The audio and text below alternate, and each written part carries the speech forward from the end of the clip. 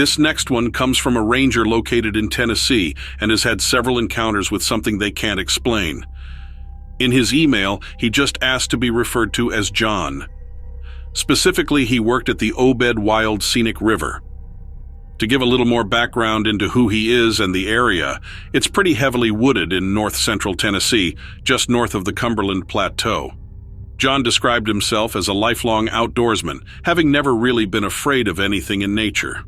So when this happened, it really shook him up. His sighting or experience dates back to July 1st, 2017, while working on the Obed River area. He was doing some sort of public event there where he decided to leave early. Now, as soon as he got into his truck, which was a Ford F-150, and drove down one of the old fire roads, John claims that after about 10 minutes of driving on this road, which is mostly just dirt, something caught his attention in the rear-view mirror. It was something he was not used to seeing because what he saw was a shine. A shine generally like that of the reflection of eyes, like from animals when you shine a bright light into them. But these were beyond his rear-view lights. These were off in the distance, and they appeared to be like two orbs emitting enough light that they caught his attention. The lights were pulling him away and distracting him from driving. Looking in the rear-view mirror, he could see something coming towards his vehicle from the back. Whatever it was appeared to be large and yellow and quickly approaching his vehicle. John wasn't really afraid in that moment, but just more curious. And so, he slowly looks in his rearview mirror, trying to figure out what he's looking at. He then begins to come to a complete stop when he sees this thing coming out of the underbrush. And what he described was its movements, saying they were like that of a giant white spider. But also he claims that what he saw was distinctly humanoid, that it had pale white flesh and appeared to be naked. But the way it was crawling down on the ground and moving around just reminded him of an arachnid. And as it made its way out of the underbrush towards his truck, it actually was able to erect itself fully up, and John saw more than he ever wanted to. He made note that it had a very abnormally large head and large hands. He says it was easily over 6 feet tall and had this very thin layer of hair covering its body. Not like fur, but more like body hair is how he described it. Very thin and very light. And in that very second, John informs me that his survival instincts kicked in on full blast. He immediately, without thinking, pulls out his firearm, gets out of the truck, and points it directly at this thing's face. Which, by the way, he described as horribly disfigured and disgusting looking. And the thing immediately froze in its tracks. John got the impression immediately from its reaction that this thing somehow knew what a gun was, because it looked at him and looked down at his gun and then back up at him, and then slowly got back down on all fours into that weird crouched position that he saw when it came out of the underbrush, and it quickly scurried back the way it came. John claims that it never acted malicious, but more so curious. And he almost wonders if it didn't even realize that he and his truck were there, and that it was merely just traveling through the area and happened to come upon him as he was driving through. Within seconds after this thing disappeared off into the dark, John describes this heavy, intense wave of nausea that overcame him and these horrific head rushes. John then just begins retching all over the ground. He had never had something like that happen before. From what he tells me, he doesn't take any medication, doesn't do chewing tobacco, doesn't smoke, doesn't drink or do drugs.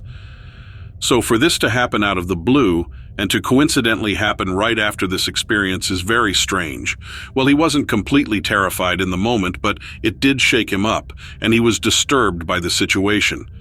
He also made note to me that within the next 4 days, he would have these horrible bouts of migraines that would come and go. He said they were the most excruciating thing he has ever experienced in his life. It was like his head had been beaten by a brick, and the pain was so excruciating there'd be times he would just have to curl up in a ball. And then they would just suddenly go away as quickly as they would come on. And right around day 4, they had just completely ceased. John speculates that it was possibly radioactivity. Something he even further speculates is that the thing was potentially a mutant. One of his close friends who's been hunting near the same area since 2011 had told him too that he had seen some strange things lurking around this scenic area. In one event, late at night while deer hunting at Laurel Falls several years back, John's friend claims to have seen a creature that was very similar. All white, very lanky, actually almost to the T to what John described, and completely upright. John's friend said that he actually witnessed it taking down a full-grown deer, completely ignoring him when he was only a few yards away, watching the whole thing take place right in front of him. So, with all the strange things going on in today's world and all the bizarre phenomena and events going on in the woods, what do you guys think? Are there ways to explain away everything I've shared with you in today's episode? Or is this all just merely fabricated? Are these truly disturbing accounts, or are these truly the workings of something not of this world? Something going on in our national parks and to people just like me and you? I'll let you guys be the judge of that one.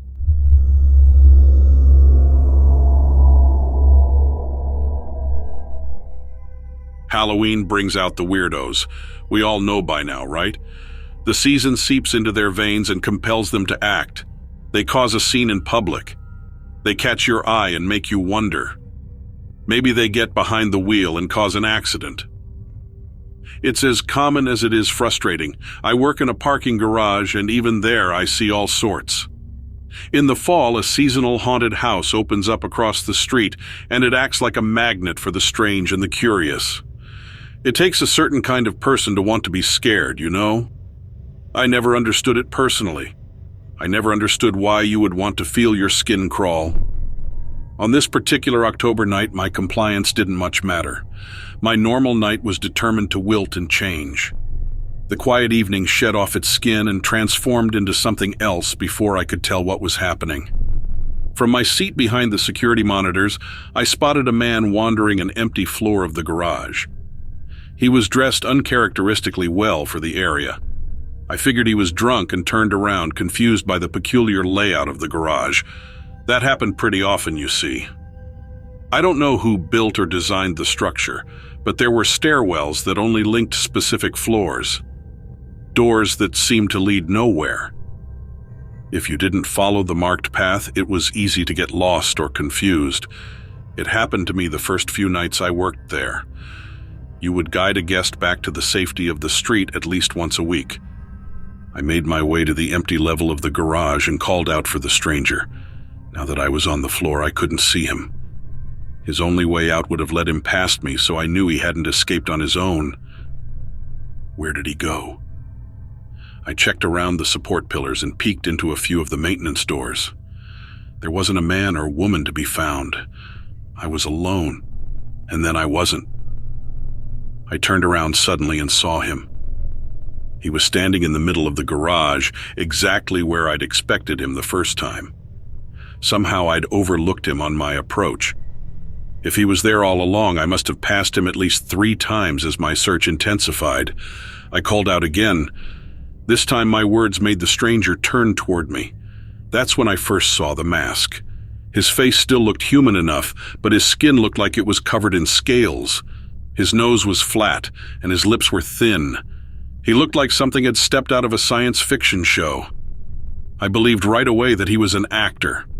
He was supposed to be in the haunted house, I thought. Pre-gamed a little too early and wandered off of the beaten path. When I approached him, reaching out my hand to signal that I was there to help, he blinked. His eyelids moved from right to left. As his vision focused on me, I watched his eyes roll independently of one another. His gaze clicked onto my position one half at a time. Then his lips twitched up his face in a poor mockery of a smile.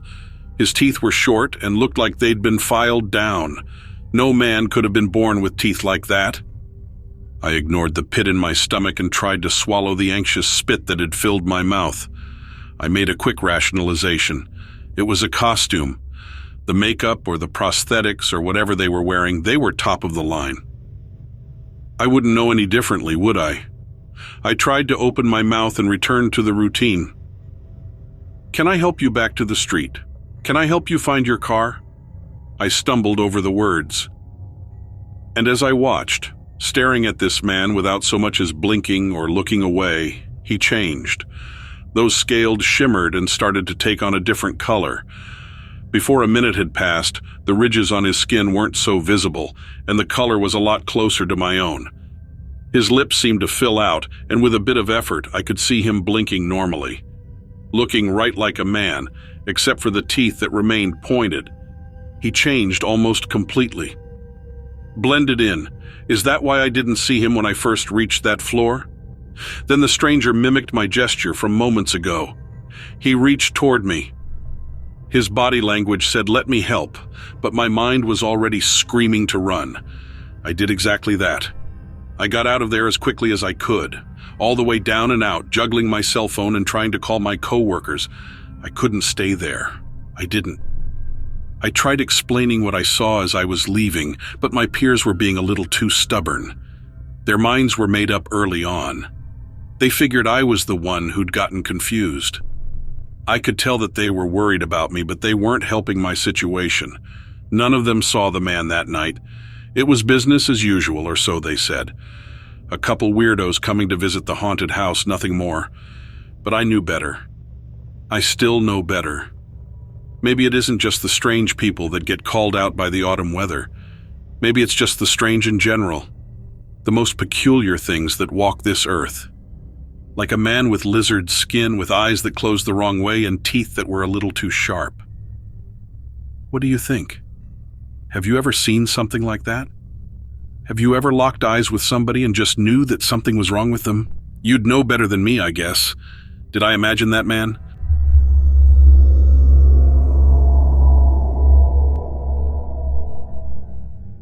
I need to get something off my chest about my recent solo trip to Yellowstone National Park. I'll tell you right now, it wasn't any picnic. So there I was, all alone, having started my hike at the crack of dawn from the upper geyser basin. The early morning air was frigid, cutting through my layers like a knife as I followed the Firehole River towards Biscuit Basin. The serenity was deafening, the desolation suffocating. It wasn't the awe-inspiring, tranquil solo journey I'd imagined, but more like walking through an eerie ghost town with nature as its sole inhabitant. Even the wildlife seemed spooked that day. The birds seemed oddly silent, and the usual rustle of woodland critters was conspicuously absent. I shrugged it off, telling myself it was too early in the morning for them, but a nagging doubt was gnawing at my subconscious. I continued on my journey, trying to shake off the creeping dread that had sunk into my gut. The sight of Grand Prismatic Spring, with its surreal colors, usually would have lifted my spirits, but that day it felt ominous, like an alien landscape from a sci-fi flick. As I reached the vicinity of Biscuit Basin, an oppressive fog started to roll in, so thick that it felt like I was walking through a cloud. The visibility was next to nil, and that nagging feeling of anxiety had graduated to full-blown fear. I thought I should turn back, but a weird stubbornness, or perhaps foolish bravery, compelled me to keep moving. That's when I heard it. A low growl, so deep it seemed to vibrate the very ground beneath my feet. I froze, every survival instinct screaming at me to run, but my legs felt rooted to the spot. It was as though the whole of Yellowstone had held its breath.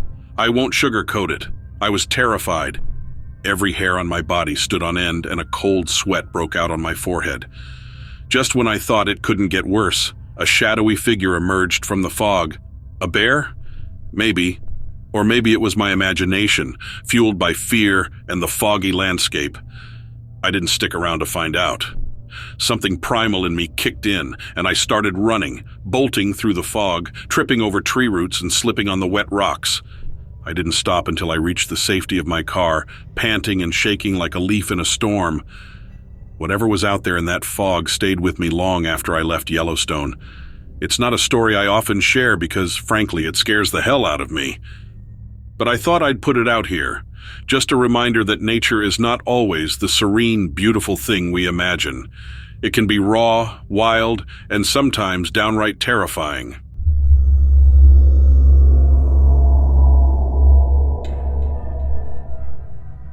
This is a story I received from a person named Travis.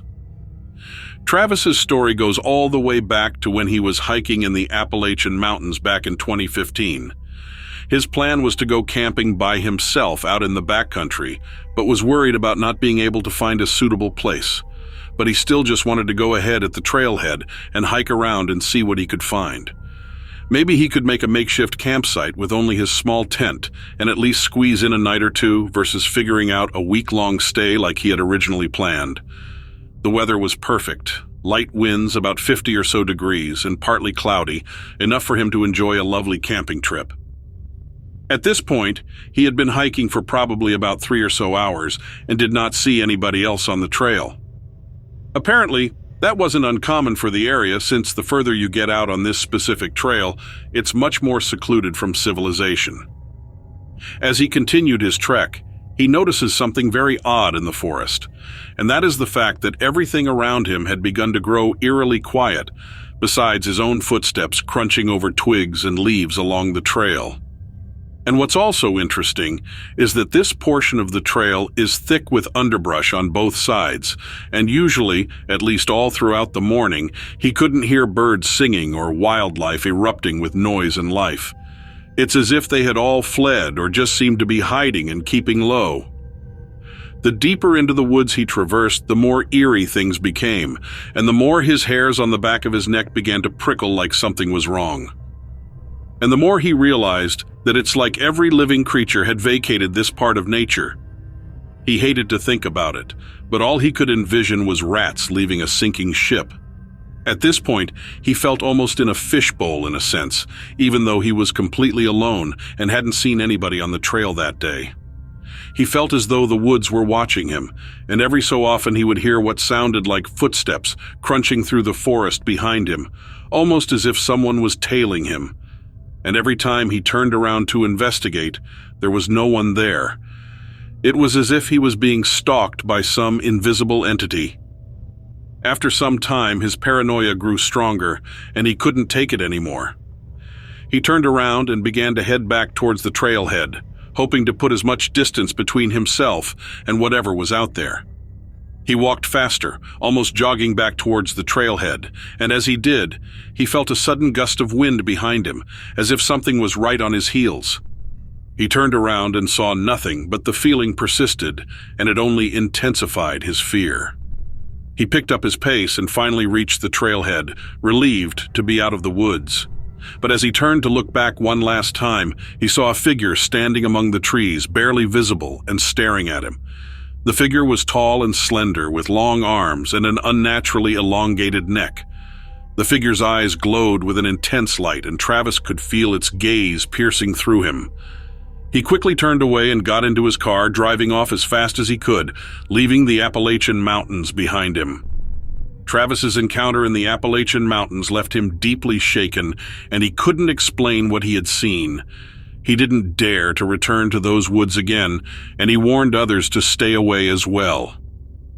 To this day, he believes he came face to face with something supernatural, something that lurks in the depths of the Appalachian Mountains, and his story serves as a chilling reminder that there are still mysteries and dangers hidden in the wilderness.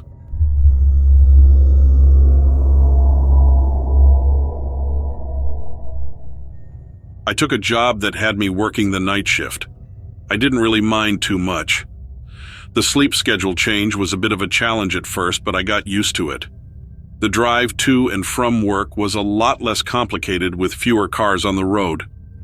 If I had to make that same trip during the day, I would certainly be stuck in rush hour as soon as I crossed the bridge, and my drive was an hour one way as it was. I should probably explain that I live in a pretty rural area, but I work in the nearest large city. So my commute takes me through some woods, some farmlands, and then into the suburbs, and finally the city. The drive goes pretty quick at night. I usually put on a podcast or an audiobook, and I'm there in no time. One night I was driving home around 3 a.m. I was just about in the area where the suburbs fall away into the countryside. I wasn't quite to farm country yet, but I was getting close. I saw an amber light in the distance over what looked like an open field. It definitely wasn't a house or anything, but it was hard to tell as I was watching the road. The light glowed for maybe a minute before going dark again. It was too bright to be a house light and way too expansive to be a light from a vehicle. It looked like the swath of light you'd get from super bright street lamp, but it was in the middle of a field. Something deep in my gut told me to stop the car and find a way to turn around, but I was on the freeway and it was easier to keep driving. I definitely knew there was something wrong or odd. I didn't know what, but I knew I didn't want to be there. I was getting closer to the light. It was definitely in a farm field. It would flash on for a minute and then go dark again. My brain told me it must be some type of farm vehicle, but I knew that just wasn't the case. As I got closer, the whole field lit up, and there no source of the light that I could see. It was the strangest thing I've ever experienced. I pulled over along the edge of the freeway when I reached the field. It was dark when I stopped. I didn't hear anything odd. I didn't smell anything. There appeared to be nothing wrong besides this mysterious light. I probably sat there on the side of the road for 5 minutes before the light flashed again. There was a white-tailed deer standing there under the light, along with a few cows. I finally recognized the area. It was a local dairy farm. The animals under the light all looked distressed and confused. I still couldn't figure out where the light was coming from, but it seemed to light up the whole field at that point. And then suddenly, the deer disappeared right in front of me. Completely disappeared. It looked like it got sucked down into the earth. It was gone. And then the light went out. I hurriedly put my car in drive, and then the light came again. This time, 3 of the cows got sucked down. They were there one moment and just gone the next. The earth didn't open up. There was no sinkhole, just grass. And the cows were just sucked down. That's the only way I can explain it that makes sense. But the cows disappeared and the light went out again. I drove the hell out of there before the light could come back. I think I was going about 120 the rest of the way home. It was the most terrifying drive of my life. I kept looking in the rearview mirror to see if the light would show up. It messed me up. I called in sick for nearly a week before I could drive that stretch of road again. I still don't like driving past it, even in the daylight. I heard later that other people saw it too. Not just there in that cow pasture, but they saw it other places around. And that dairy farmer, he had been complaining that something was attacking his cows. He thought it was wolves. I didn't know what to tell him, so I didn't say anything. I mean, what would I even say? Your cows disappeared into the grown under some strange orange light at 3 a.m. He wouldn't have believed me anyway. This happened only last year. I don't know where those cows went, but I think about it every night. I haven't seen the light since that night. I ended up switching to a day shift so I didn't have to make that drive at night ever again. I was having panic attacks just thinking about it. If anyone else has ever seen the lights, please tell your story so I know I'm not crazy.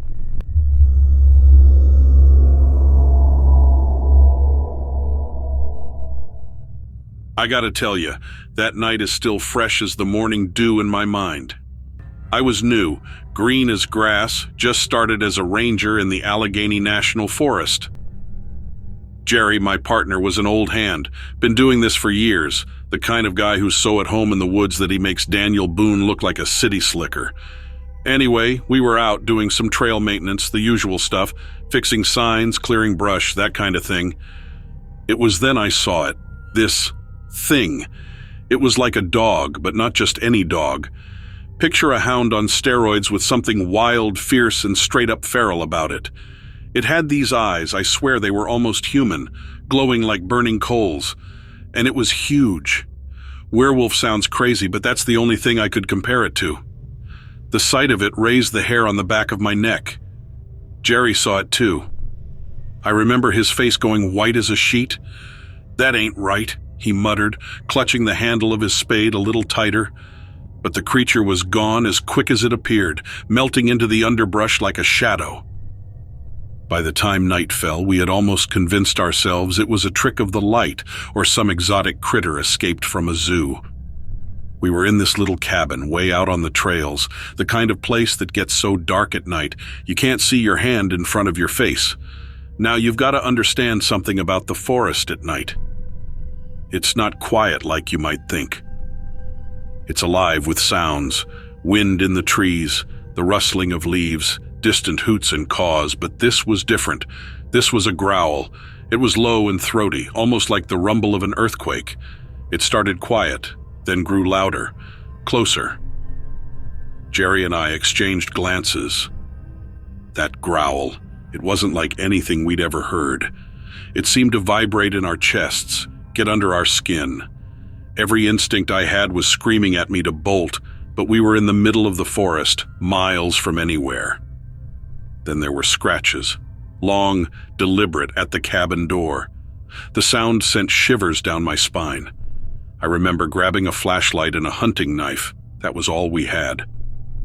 Jerry was clutching an old axe, his knuckles white. We were both wide-eyed and silent, listening, waiting. We weren't top of the food chain anymore. I don't know how long it prowled outside, taunting us with its presence. An hour, maybe 2. Felt like a dang eternity. Finally, the scratching stopped and that terrifying growl faded into the distance. We didn't sleep a wink that night. Come morning, we found the outside of the door covered with claw marks, each one as long as my hand. That's when we knew. It wasn't our imagination. It wasn't a joke. There was something out there, something we couldn't explain. To this day, every howl in the distance, every rustle in the bushes, I think about that night. But I'm still here, doing my job, just with one eye always watching.